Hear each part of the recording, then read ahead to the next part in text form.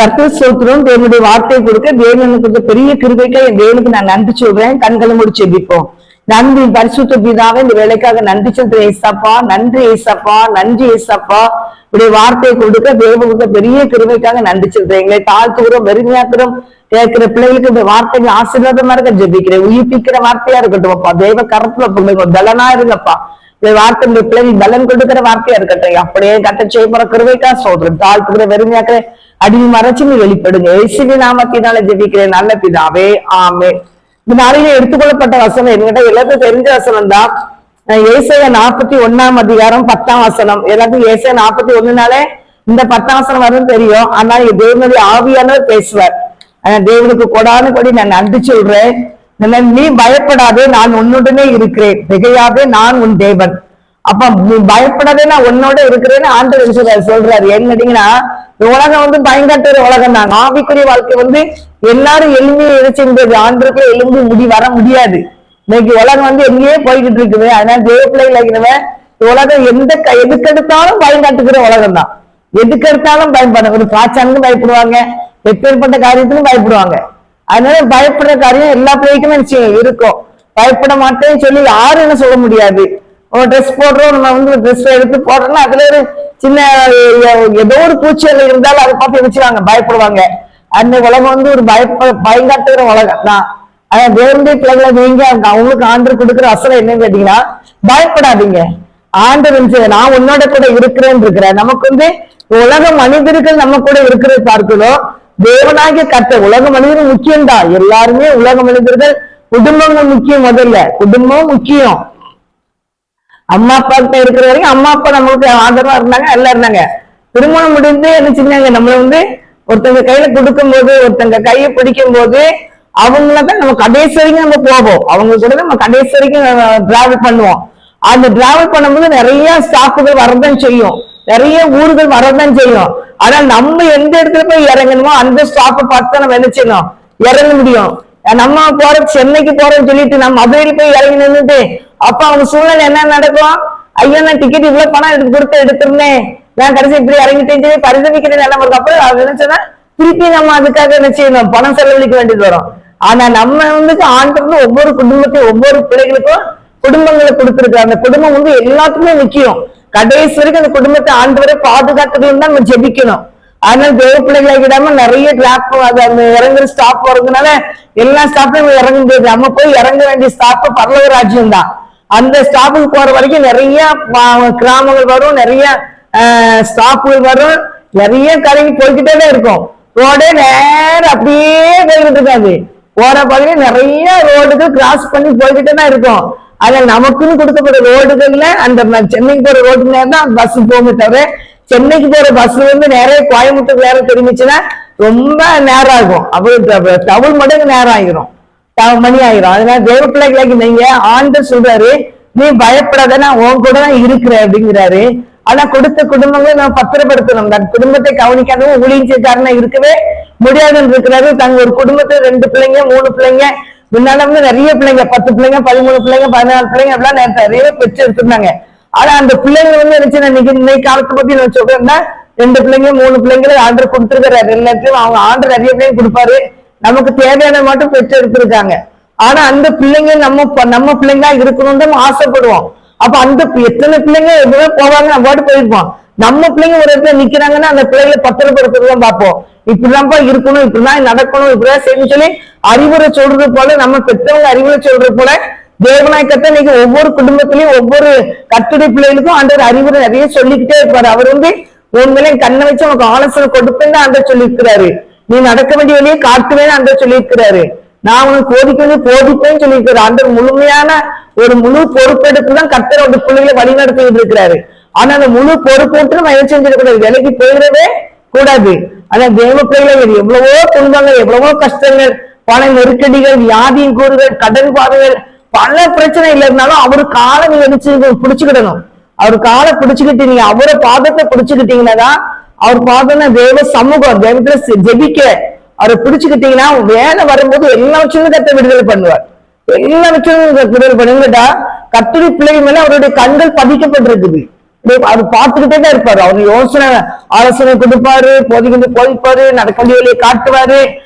அவங்க நம்மள முழுமையா நல்ல ஒரு டீச்சிங் பண்ற ஒரு டீச்சர் தான் நம்ம ஆண்டவர். அவருடைய ராஜ்யத்துக்கு பத்திரமா கூட்டிட்டு போகணும். யாரையும் கையில இருந்து யாரும் பிடிக்க முடியாது, பிடுங்க முடியாதுன்னு அந்த சொல்லியிருக்கிறாரு. அவ்வளவு பத்திரப்படுத்தி நம்மளை நடத்தி கூட்டிட்டு இருக்கிறாரு. அதனால ஆண்டவர் சொல்றாரு, நீ பயப்படாத, நான் உன் கூட தான் இருக்கிறேன் அப்படின்னு சொல்லுவாரு.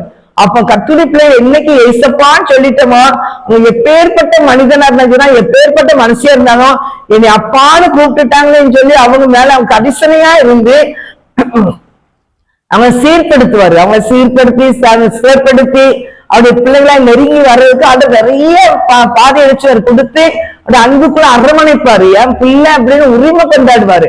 அதே மாதிரி இன்னைக்குமே ஒரு இளையகுமாரனை நீங்க பாத்தீங்கன்னா, அந்த இளையகுமாரன் வீட்டை விட்டு நினைச்சான் போய் வெளியே போகணும்னு கிளம்புறதுக்கு நினைக்கான்.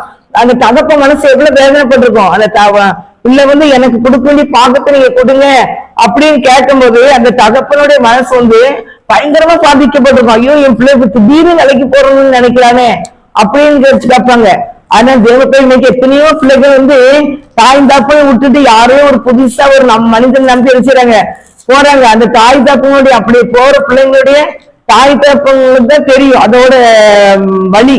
அந்த வெளியே போகும்போது அந்த லவ் பண்ணி ஒருத்தவங்களை கூட்டிட்டு போயிட்டாங்கன்னா அவங்க போலீஸ் மூலமா கூட்டிட்டு போயிடலான்னு நிற்பாங்க.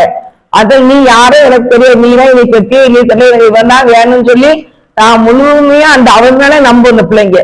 அப்போ அந்த தாய் தப்ப மனசு எவ்வளவு வேதனைப்படுங்கிறது அந்த பெற்றவங்களுக்கு தான் தெரியும். ஐயோ, இப்படி நம்ம பிள்ளைய நல்லா வச்சு இப்படிலாம் காலம் கடத்தணும், நமக்கு திருமணம் முடிச்சுக்கிட்டு நல்லா வைக்கணும்னு நினைச்சோமே, இப்படி ஒரு பாதியை அறிஞ்சிட்டாலேன்னு சொல்லி ரொம்ப கஷ்டப்படுவாங்க. மகனை குறிச்சோ மகளை குறிச்சோ நல்ல ஒரு பாதையை தெரிஞ்சுக்கிட்டா பரவாயில்ல. இன்னைக்கு எத்தனையோ அந்த பிள்ளைங்க மன விரும்பினபடி போய் கடைசியில் அட்ரோட்ல வெட்டி போட்டு கொண்டு போட்டு போயிடுறாங்க.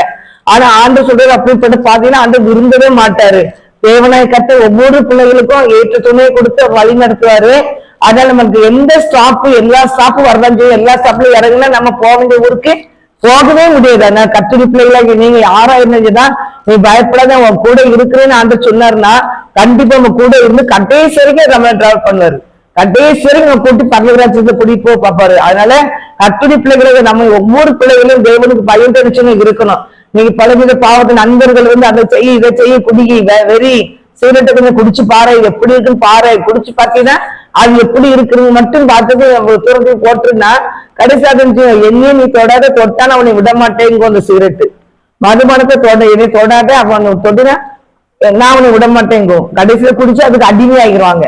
அதுல வெளியே வரவே முடியாது அவங்களால வயசுல. ஆண்டவர் தான் அதுல இருந்து விடுதலை கொடுக்க முடியும். அதனால அப்படிப்பட்ட காரியத்தை தேடி வச்சுக்கொள்ளவே நண்பர்கள் காட்டுற வழியில யாரும் நினைச்சுக்கொள்ள கட்டுரை பிள்ளைகளா இருந்தான், ஆண்டவர் அறியாத பிள்ளைகளா இருந்தான். அப்படி நண்பர்கள் ஒரு காரியத்தை சொன்னாங்கன்னு சொல்லி அந்த காரியத்தை நீங்க என்ன செய்யக்கூடாது, இறங்கவே கூடாது.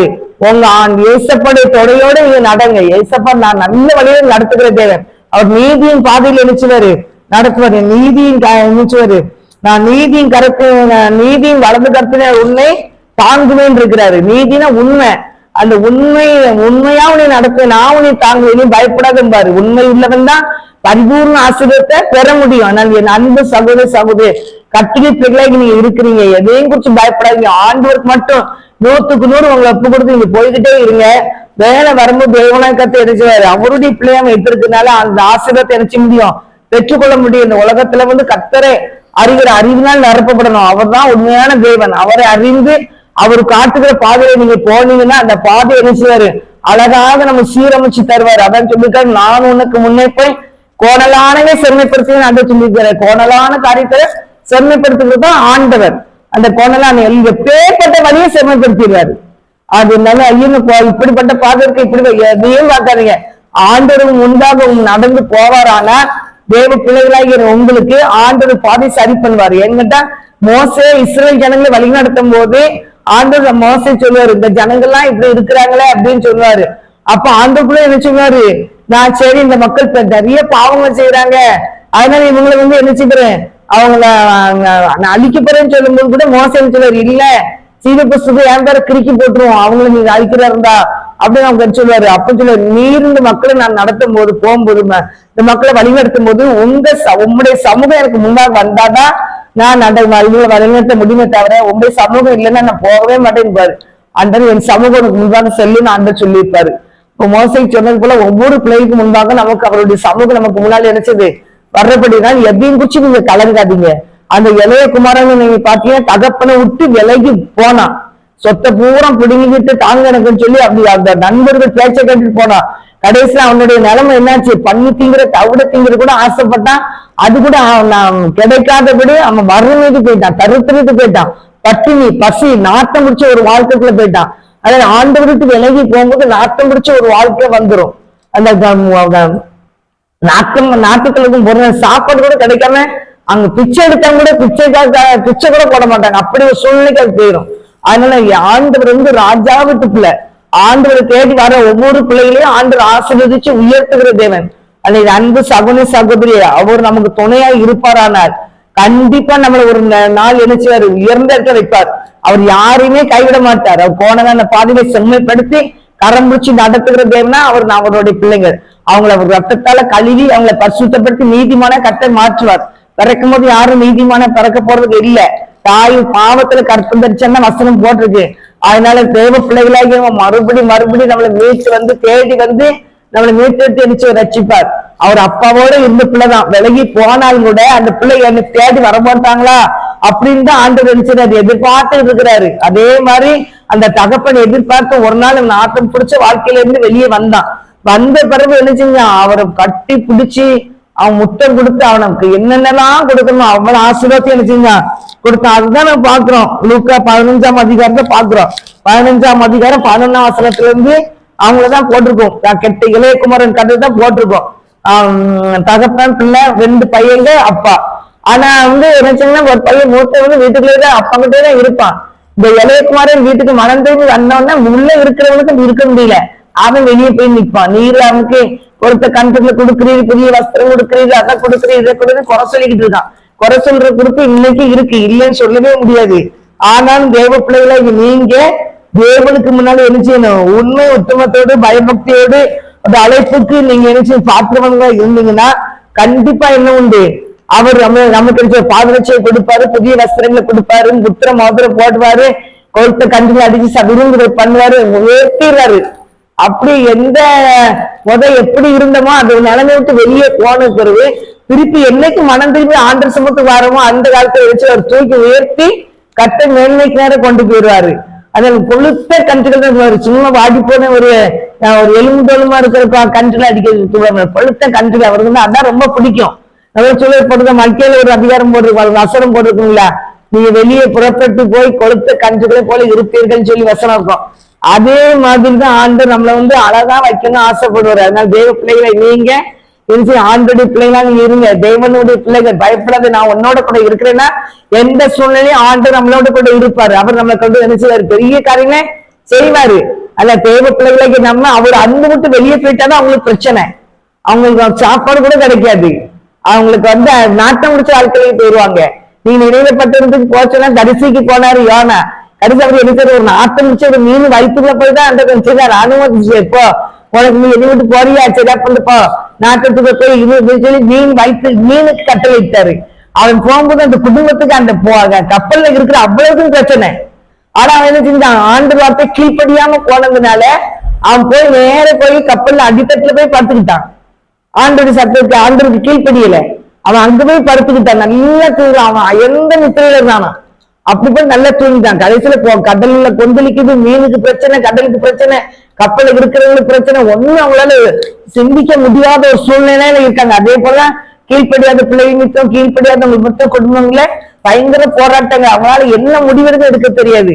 ஆனா கடைசியில ஆண்டு நினைச்சிருக்காரு இதுல இருந்து தப்பிக்க வேண்டுமானா இந்த கருத்து இந்த உள்ள கிடக்கிற யோனா போய்க்கு கண்டுபிடிச்சா சமுத்திரத்துல போடணும்.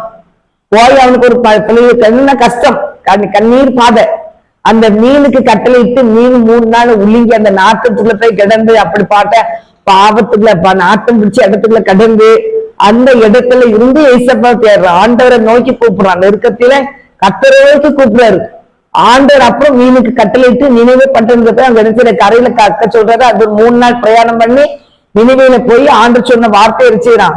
அங்க அவன் சொல்ற வசனம் அந்த தீர்க்கதரிசி வார்த்தையில சொல்றான், 40 நாளைக்குள்ள நினைவே பட்டணம் கவிழ்க்கப்படும் சொல்லி. அப்ப அந்த ஒரு மனிதன் தேவனுடைய பாதையில போகும்போது ஒழுங்கா நீட்டா போய்கிட்டு இருந்தா நல்லபடியா தப்பிச்சாங்க. கிராஸ் பண்ணிட்டாங்க, மாட்டேன் ஆண்டவர் வார்த்தை, நான் இதை செய்ய மாட்டேன் அதை செய்ய மாட்டேன்னா அவங்களுக்கு என்ன செய்யும்? அந்த இடத்துல அவங்களுக்கு உயர்வு ஆசீர்வாதமான காரியங்கள் வராது. சில காரியங்கள் ஆண்டு பாடத்துல கற்றுக் கொடுப்பாரு. அந்த இடத்துல போய் இந்த நெருக்கம் எப்படிதான் இருந்தேன் இப்ப இப்படி இருக்கிறேனே சொல்லிட்டு அந்த நெருக்கத்தின் பாதையில கர்த்தரை நோக்கி கூப்பிடும் போது கர்த்தர் அதுல இருந்து அந்த நாட்டம் பிடிச்ச இடத்துல இருந்து வெளியே கொண்டு வர்றாரு. தேவ பிள்ளைகளாக நீங்க யாரா இருந்தா சரிதான், நீங்க கர்த்தரை விட்டு மட்டும் லேசா கூட விளைகிறாங்க, மனுஷங்களை போய் பிரியப்படுத்துறாங்க. எந்த மனுஷனையும் பிரியப்படுத்தாங்க. எந்த மனிதனும் மாயதான், எந்த மனுஷனும் மாயதான்.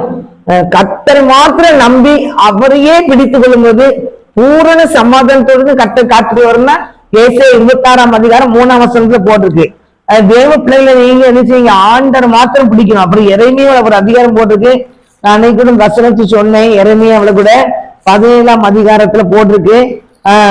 5ஆம் வசனம், மனுஷன் மேல் நம்பிக்கை வைத்து மாம்சமானதை தன் புயபலமாக்கி கொண்டு கர்த்தரை விட்டு விலகுகிற இருதயமுள்ள மனுஷன் சபிக்கப்பட்டவன் என்று கர்த்தர் சொல்கிறார். எதுக்கு சொல்றாரு? மனுஷன் மேல் நம்பிக்கை வச்சாலே கர்த்தர் விலகிட்டாங்கன்னு அர்த்தம். முழு நம்பிக்கை எந்த ஒரு பெரிய உயர்ந்த இடத்துல உள்ள மனுஷன்கிட்ட நம்ம நம்பிக்கை வச்சிட்டோம் அப்படின்னு சொன்னாலும் எதுக்குமே நீங்க நம்பிக்கை வைக்காங்க.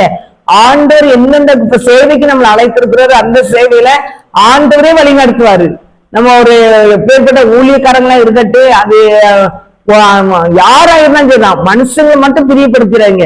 பிரியப்படுத்திட்டீங்கன்னாலும் அதுலயும் பிரச்சனை தான். மனுஷனுக்கு முக்கியத்துவம் கொடுத்துட்டாலே பிரச்சனை. மனுஷன் நம்பிக்கை வைத்து மாம்சமானதை தன் புயமலை வைக்க கொண்டு மாம்சமான மனிதர்களை புயபலமாக்கி கொண்டு இவங்களால எல்லாத்தையும் செய்ய முடியும், இவங்களால அதை செய்ய முடியும் இதை செய்ய முடியும் சொல்லி மனுஷன் மேல நம்பிக்கை வச்சுட்டாலே அவங்க கர்த்தரை விட்டு விலகுற மனுஷன்.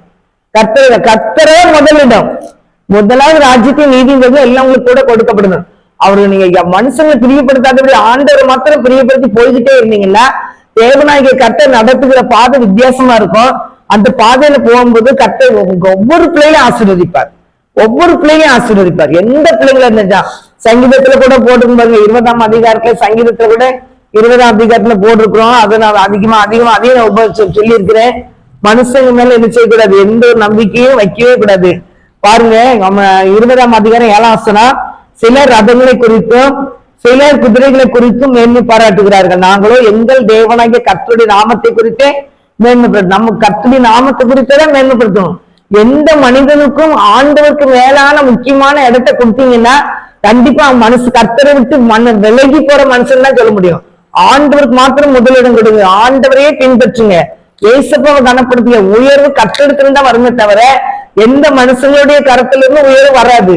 நம்மளை உயர்த்துறது அவர் தான், பரலோகராஜ்யம் கூட்டிட்டு போறது அவர் தான், இந்த பூமியில நம்மளை உயர்த்துறது அவர் தான். அந்த மனுஷங்க வாயின்னு போட்டிருக்கு, கடந்து ஏசாவில போட்டிருக்கு, மனுஷனை நம்புது பிறகு கர்த்தரை நம்புது நலம் தான் போட்டிருக்கு. 2ஆம் அதிகாரம் நினைக்கிறேன் அதுல போட்டிருக்கு, ஏசாவில போட்டிருக்கோம். மனுஷனை நம்பவே கூடாது, மனுஷன் என்ன கடந்து போற நிழலுக்கு சமமா இருக்கான்னு சொல்லி ஏசாவில போட்டிருக்கோம். என்ன போட்டு பாருங்க.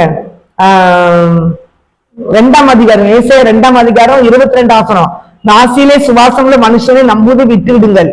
நாசிலே சுவாசமுள்ள மனுஷனை நினைச்சீங்க நம்புவதை விட்டுருங்க அப்படிங்க. அப்ப எந்த மனிதனும் நம்பாதீங்க, எந்த மனிதனும் மாயைதான்.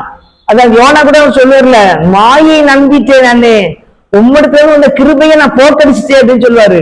அப்ப மாயை, இந்த உலகம் ஒரு மாயான உலகம், மனிதர்கள் மாயமான மனிதர்கள் தான், எப்ப மாறினாலும் தெரியாது.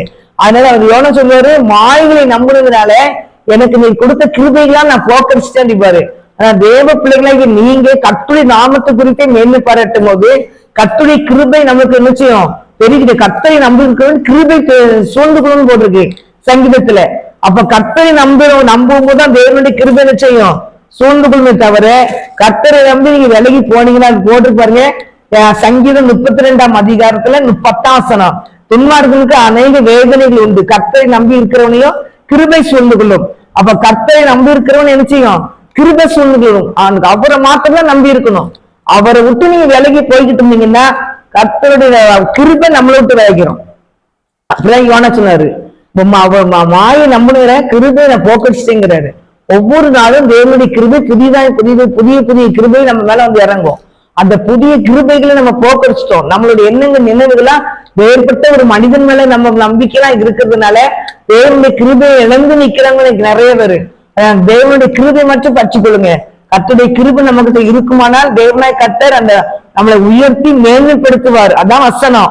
சிலர் ரத்தங்களை குறித்தும் சிலர் குதிரைகளை குறித்தும் மேன்மை பாராட்டுவார்கள். நாங்களோ எங்கள் தேவனாகிய கர்த்தருடைய நாமத்தை குறித்தே மேன்மை பாராட்டுவோம். கர்த்தருடைய நாமத்தை குறித்தே மேன்மை பாராட்டுவோம். கர்த்தருடைய நாமத்தை குறித்து மேன்மை பாராட்டுவோம். அவர்கள் முறிந்து விழுந்தார்கள், நாங்களே எழுந்து நிமிர்ந்து நிற்கிறோம். அவங்க நாமத்தை அவங்க முறிஞ்சு விழுந்துருவாங்க. கர்த்தருடைய நாமத்தை குறித்து மேன்மை பாராட்டுங்க, எழுந்து நிமிர்ந்து கர்த்தர் நிக்க வைப்பாரு. கர்த்தாவே ரட்சியும், நாங்கள் கூப்பிடுகிற நாளில் ராஜா எங்களுக்கு செவி கொடுப்பாராக. கூப்பிடும் போது நமக்கு ஆண்டு செவி கொடுப்பாரு. அப்படிப்பட்ட கிருபையும் பாக்கியத்தையும் கர்த்தர் நமக்கு நினைச்சவாரு தந்து நம்மளை ஆசீர்வதிப்பாரு. ஆனா வசனம் போட்டுக்குது ஏசாயா 41:10 என்ன போட்டுருக்கு? நீ பயப்படாதே, நான் உனக்கு துணை நிற்கிறேன். திகையாதே, நான் உன் தேவன், நான் உன்னை பலப்படுத்துவேன், நான் உனக்கு சகாயம் பண்ணுவேன், என் நீதியின் வலது கரத்தால் உன்னை தாங்குவேன். அப்படின்னா இவ்வளவு ஆசீர்வாதத்தை நமக்கு வைத்திருக்கிறாரு. நம்மளுக்கு எல்லாம் சும்மா வசனத்தை அப்படியே படிச்சுட்டு அப்படியே விட்டுட்டு போறது கிடையாது. நீ பயப்படாத, நீ திகையாத, எதையும் குறிச்சு திகையாத, நான் உன் கூட இருக்கிறேன். நான் உன் தேவன், நான் உனக்கு உனக்கு பலன் தருவேன், பலப்படுத்துவேன், நான் உனக்கு சகாயம் பண்ணுவேன், என் நீதியின் வலது கரத்தால் உன்னை நினைச்சுவேன், தாங்குவேன். அப்படிப்பட்ட ஆசீர்வாதத்தை தெய்வ பிள்ளைகளாக்கி நீங்க பெற்றுக்கொண்டு கர்த்தருக்கு பயபக்தியா இருங்க. கர்த்தருடைய நாமத்தை குறித்து மேன்மை பாராட்டுங்க. அவரை மேன்மை பாராட்டும் போதுதான் நம்மளுக்கு தெய்வ கிருபை பெருகிட்டே இருக்கும். கிருபை பெருக பெருக நம்மள ஆண்டு எடுத்து பயன்படுத்துவாரு. கர்த்தருடைய பிள்ளைகளுடைய குடும்பத்துல ஒவ்வொரு குடும்பத்தையும் ஆசீர்வாதம் இருக்கும், சமாதானம் இருக்கும், சந்தோஷம் இருக்கும். அப்படிப்பட்ட கிருபையும் பாக்கியத்தையும் கர்த்தர் ஒவ்வொரு பிள்ளையும் தந்து கர்த்தர்களை ஆசீர்வதிப்பாராக. ஆமென். கண்களை செபிப்போம். பரிசுத்த பிதாவே, இந்த வேலைக்காக நன்றி செலுத்துறேன். அந்த நாளையும் தகப்பனே, நீ பயப்படாத, அவங்க கூட இருக்கிறேன்னு சொன்ன தேவன் அப்படியே உங்களுடைய பிள்ளைகளோட கூட இருந்து எங்களோட கூட இருந்து கர்த்தர் வழி நடத்தும். ஆசீர்வதி கோணலான எல்லா பாதையும் அகற்றிப்படும். கர்த்தர் முன்னிட்டு மயப்படும். இயேசுவின் நாம் ஜெபிக்க நல்ல பிதாவே. ஆமென். ஆத்மாவே கர்த்தரை சோத்திரி, முழுவதுமே பரிசுத்தநாமத்தை சோத்திரி. ஆத்மாவே கர்த்தரை சோத்திரி. கர்த்தர் செய்த சகல உபகாரங்களை மறவாதே. ஆமென், ஆமென், ஆமென். கர்த்தர்களை ஆசீர்வதிப்பாராக. கர்த்தர் வசனத்தை கீழ்ப்படிச்சு நடங்க. மனிதன் முன்னால வைக்காதீங்க, தேவனை மாத்திரம் முன்னால வைங்க. போங்க. மனுஷங்களை நீங்க முன்னால வைக்க நினைக்காதீங்க. மனுஷங்க உங்க பின்னால வருவாங்க. சரியான நல்ல மனிதர்களை கர்த்தவங்க பின்னால கரெக்ட் பண்ண வைப்பாரு. அது ஆண்டுக்குள்ள ஆவிக்குரிய வாழ்க்கையில கட்டி எழுப்புகிற மனிதர்களை கட்ட தருவார். உலக மனிதர்கள் துன்மார்க்கர்கள் போடுது. துன்மார்க்கர்களை கட்ட நினைச்சக்கூடாது. நம்ம ஆண்டுட்டு கேட்டு பெற்றுக்கொள்ளக்கூடாது. அவ்வளவு கர்த்தருடைய பிள்ளைகள் ஆவிக்குரிய பிள்ளைகளோடு நீங்க இருந்தீங்கன்னா ஜெபிக்கிறதுலையும் ஆண்டுகளை வழிநடத்துறதுக்கும் நல்ல ஆலோசனைகளை கொடுக்கறதுக்கும் தேவனாய் கட்ட அவங்களை நியமிப்பார். அதுல அப்படிப்பட்ட பிள்ளைகளை நீங்க ஆண்டவரை பின்பற்றும் போது பயபக்தியோடு நடக்கும் போது கர்த்தர் ஜெபிக்கிற பிள்ளைகளையும் தேவனுக்கு பயப்படுற பிள்ளைகளை கர்த்தர் உங்களுக்கு தருவாரு. அதாவது எந்த மனிதர்களையும் பார்த்து நீங்க அவங்கதான் நமக்கு முதலிடம் அப்படின்னு சொல்லி அவங்களா ஒண்ணும் இல்லை. இந்த உலகத்துல நம்ம எதையும் கொண்டு போறதே கிடையாது. இந்த உலகத்துல என்னென்னலாம் நம்ம சம்பாத்தியம் பண்றோமோ, என்னென்ன ஆசீர்வாதம் வருமோ எல்லாம் இந்த உலகத்தோட நின்றும். நம்ம அப்படியே பெட்டிகளை தூக்கி வச்சிருவாங்க, அப்படியே மண்ணுக்குள்ள போட்டு முடிடுவாங்க. ஆனா மறிக்க போகுது நமக்கு இருக்கிற ஆவியும் நமக்கு இருக்க ஆத்மாவையும் நமக்குள்ள இருக்கிற ஆத்மாவையும் ஆவியும் கர்த்தர் எடுத்துக்கொள்வார். அங்க போயிடும். ஒன்னே தூக்கிட்டு கெட்டி பேக்கிங் பண்ணி எல்லாத்தையும் மூடையெல்லாம் தூக்கி வச்சுட்டு நான் முன்னால ஆண்டத்தை போறேன், நீ பின்னால வந்து ஒண்ணு வராது. இந்த உலகத்தோட அது முடிஞ்சுது. அதனால எல்லாம் மாயை. பரலோகராஜ்யம் தான் உண்மையானது. அவரை பயபக்தியோடு பின்பற்றி பார்த்து கீழ்ப்படிங்க. கர்த்தர் ஆசீர்வதிப்பார். ஆமென்.